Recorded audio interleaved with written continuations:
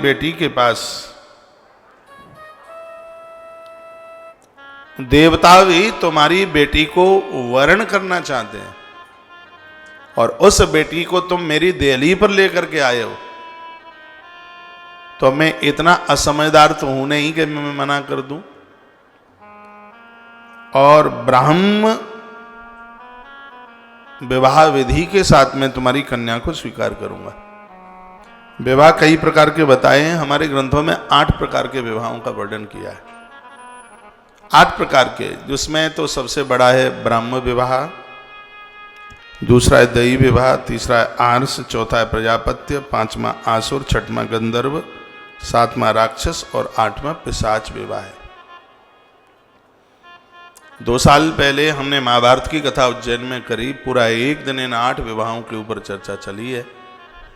अभी यहाँ से तो विस्तार नहीं हो पाएगा, लेकिन माता पिता के द्वारा जो संबंध तय होते हैं, जिसमें माँ बाबू जी को कन्या पूजन करने का, कन्या दान करने का सौभाग्य प्राप्त होता है, इसको ब्राह्म विवाह कहते हैं।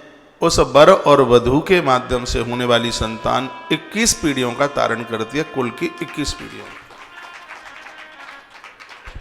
देव विवाहों में वर वधू एक दूसरे का चयन करते हैं और किसी धार्मिक कार्यक्रम में वर वधू एक दूसरे के कंठ में माला डालते हैं। इससे 7 पीढ़ियों का तारण होता है, 21 का नहीं, 7। सबसे पहला तो वही है ब्राह्म विवाह, जिसमें मंडप के नीचे अग्नि देवता के सामने फेरे लिए जाते हैं, सप्तपदी वचन दिए जाते हैं। इससे तो बढ़िया और बड़ा कोई विवाह होता ही नहीं है। आज के यदि युवान भाई बहन बच्चे मेरी बात सुन रहे हों तो इसको ठीक से आप सुन लीजिएगा। इस लोक से लेकर परलोक तक गति चाहने वाले लोगों के लिए ब्राह्म विवाह से बढ़िया कोई विवाह ही नहीं है, जिसमें माता पिता के द्वारा संबंध तय होते हैं। उसमें बच्चों की अपनी कुछ नहीं चलती। मंडप के नीचे अग्नि की साक्षी में विवाह होता है। दोनों के माध्यम से होने वाली संतान 21 पीढ़ियों का तारण करती है, ऐसा ग्रंथ में वर्णन है। 21 पीढ़ियां तरती हैं। और हमारे सनातन धर्म में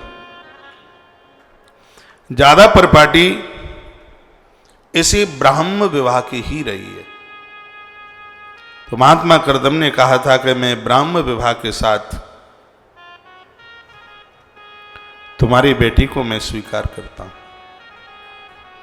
बड़े हर्ष के साथ में एक बड़े सुंदर से मंडप के नीचे स्वयं विश्वकर्मा जी ने आके मंडप बनाया और संपूर्ण विधि विधान के साथ में यह विवाह संपन्न हुआ।